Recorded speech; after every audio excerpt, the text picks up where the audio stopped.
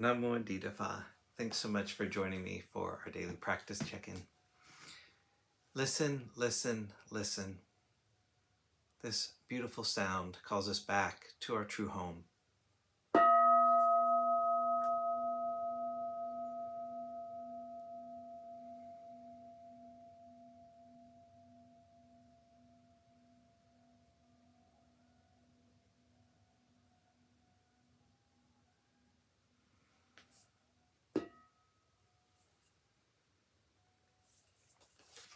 The fourth mindfulness training.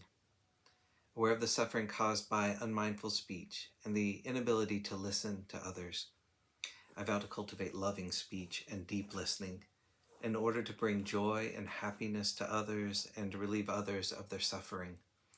Knowing that words can create happiness or suffering, I'm determined to speak truthfully with words that inspire self-confidence, joy, and hope. I will not spread news that I do not know to be certain, and will not criticize or condemn things of which I am not sure.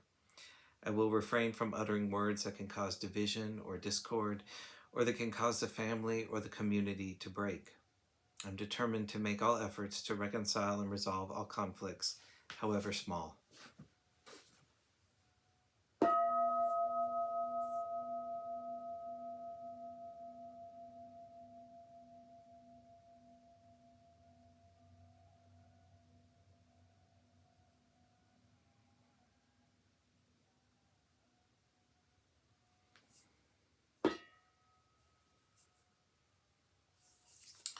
For our Dharma lesson, we've been reading Ajahn Munindo's book, Unexpected Freedom, and we're in chapter 2, continuing in a section on discerning essence. Something we could miss out on is a creative participation in our inquiry. If our translation is going to be relevant, we have to be creatively involved with it. Yes, we respect the forms that we inherit. We have to begin with learning that which has been tried and tested. At times, this requires that we simply do what we are told. At this stage, learning the form is the priority. For example, if we're learning Tai Chi, we don't question the master because the movements feel uncomfortable, and then on our third lesson make some suggestions as to how the form could be altered. No.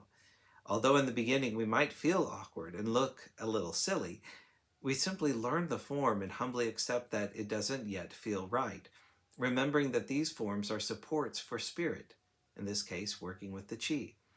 If we practice the form with commitment, then we eventually learn to relax into the form.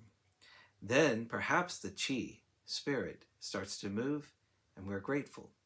So we're not dismissing forms. We take up the form and wait very patiently until we are settled into it.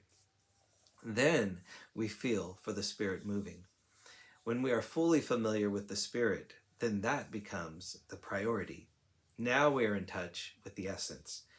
This way, we will be able to change the forms without compromising or obstructing spirit. If we attempt to adjust things too soon, based on our likes and dislikes, we could be creating obstructions.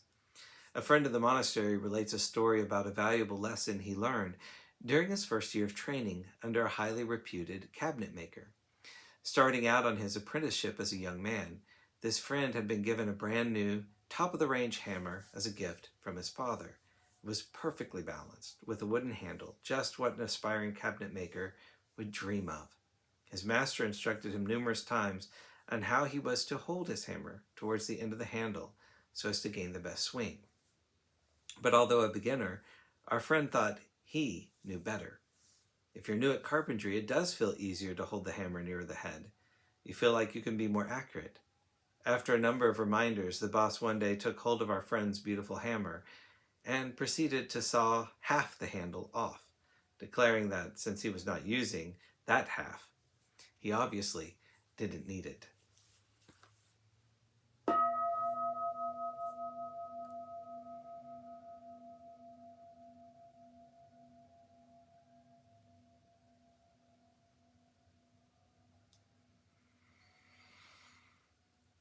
May all beings be well.